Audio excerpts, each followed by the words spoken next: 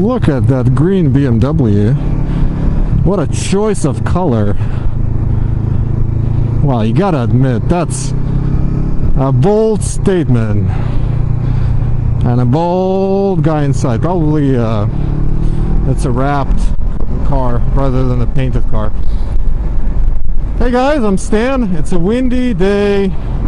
I'm being blown around on a highway. Lots of fun to be blown around on a highway. I got music in my ears this time around and feeling good. I'm going to a friendly tournament playing table tennis with my co-workers, and I am a reigning champ for now. I think that won't be for long, but you know, I take what I can get. It's Friday. It's finally Friday. Or should I say, it's Friday! Woo! The weekend is upon us, or at least it is upon me. I'm not sure when you guys are going to watch this video. And good times, only good times during the weekend. However, I think I still need to, aside from watching out for these cars and this truck, I still need to do a lot of stuff. And there's one thing in particular I think I might want to accomplish that's work related this Saturday. I don't normally take or like taking work home, but in this case we are releasing a product, and this product must be good, and at least I'll make sure that everything that I can do will be done for this product to be the best it can be. That's just how I like to deliver stuff. Anyways, why am I talking about work? Let's talk about writing. Let's talk about what got me into writing, or who got me into writing.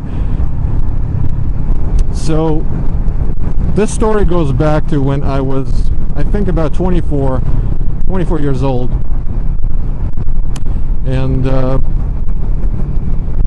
before that time I was always of the opinion that people who ride motorcycles must be out of their mind, must be crazy, because it is dangerous.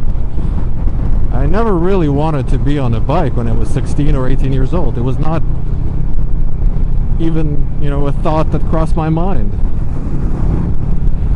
Which is interesting, because a lot of you guys get into riding very early.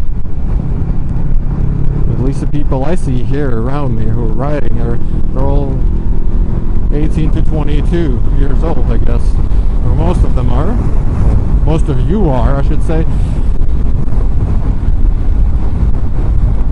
And when I turned 24, my brother, who currently lives in Moscow, and he did live in Moscow back then as well,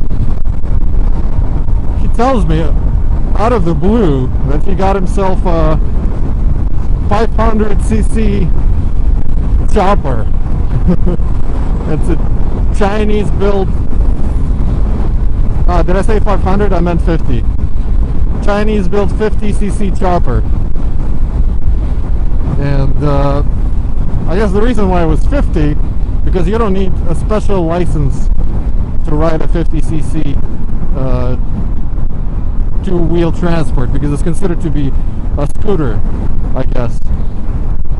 But it was a chopper-like motorcycle, I guess, or like a 50cc chopper that was operated as a motorcycle.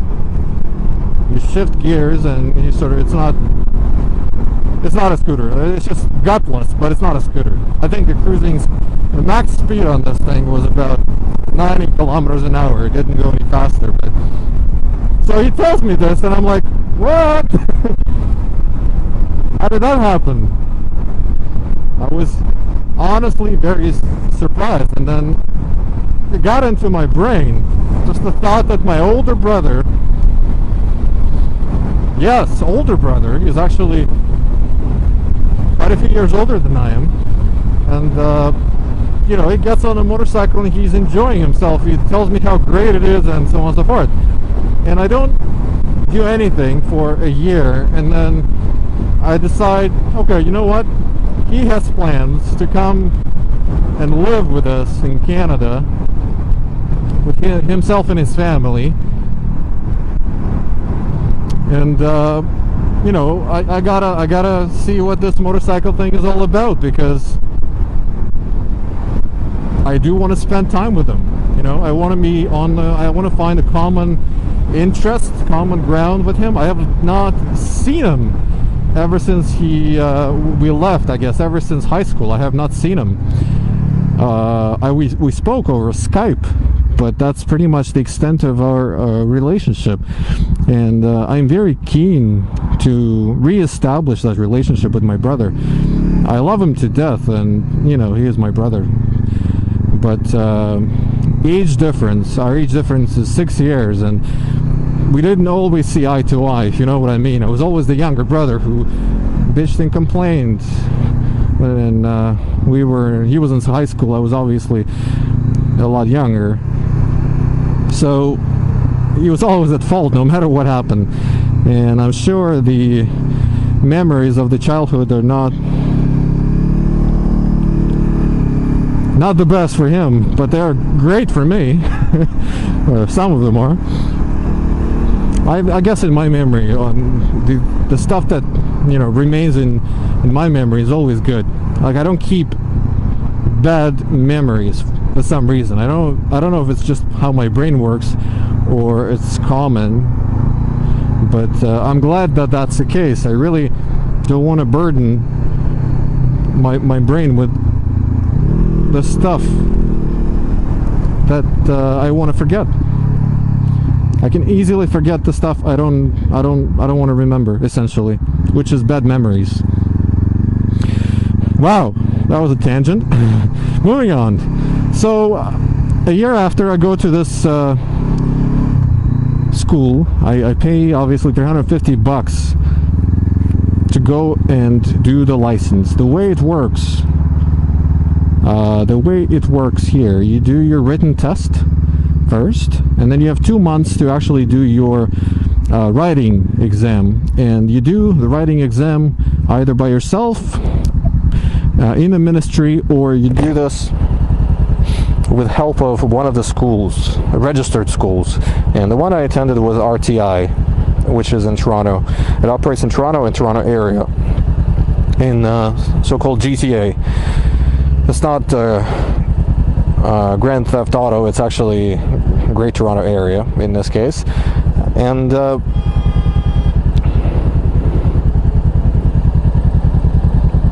guy's behind me smiling, looking at me. It's a white guy and an Asian chick. The chick looks good. The guy looks alright. He's interested, I can tell. Driving in a Versa. Versa is a cool car, obviously. So yeah. Anyways, off topic again, shit. So I do the written test. It's very similar to what the test you do for your automobile exam. This similar written test, except with an addition of motorcycle specific questions, which I was only happy to learn. Obviously, I love learning, you know, operating new vehicles, and it was fun for me. And by that time, I've never been on a motorcycle before then, and by that time I got accustomed to the idea that, hey, I will be riding. I wonder where the heck am I going? Is it Denison? I can't remember where this club was. I guess it was on this street. We'll find out. So this training course takes place. I register and it takes place. It's a 3-day course. First is an evening class where they sort of go over the topics of the same stuff you basically just did in your written test. The safety stuff about motorcycle. They tell you how to operate it, what are the controls, talk about the gear, and so on and so forth. But that's essentially what it is. And we did that in a library, of all places. Upstairs in the library there was like a meeting room of some sorts they rented, I guess, and we talked and it was cool. It was really nice to see everyone so excited, you know, to start riding. And that was a Friday, and then Saturday and Sunday we were already on motorcycles riding. So Saturday class was when we started out, and that was the time when I've tried 3 types of bikes. I've tried sport bike, and the type of sport bike we had there was the Honda CBR 125R. That bastard throwing cigarettes on the floor. Inconsiderate. That's what you are.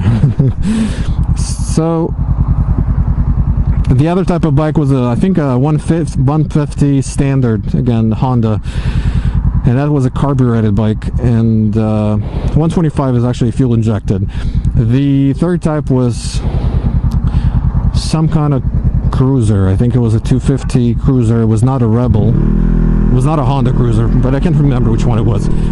I did try all 3 bikes, and the first one I've tried was the sport bike, well, semi-sport bike, I guess, but it was the closest thing I could try to a sport bike, the 125R, and I felt very comfortable on it.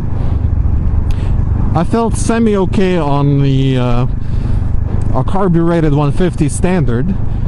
I think it was because of the fact it was carbureted rather than because it was a standard bike. It didn't start right away, and you can you can stall it a lot easier, especially if you didn't know what you're doing with the clutch and you're starting out. And a chopper, oh god, don't ask. I mean, it was the hardest thing to maneuver in a parking lot, that chopper.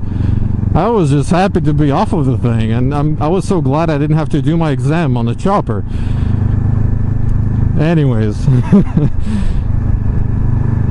so did my test and fell in love with motorcycles and motorcycling in general.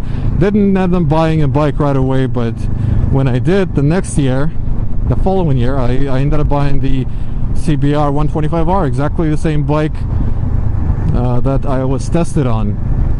And you know the rest of the story, but that's how I got into motorcycling. And this is the ping pong club, or table tennis club, that I'm gonna play with my co-workers at. Oh god, here we go. Alright, I hope you enjoy this little story I told you guys, and I'm gonna see you guys next time. Woo!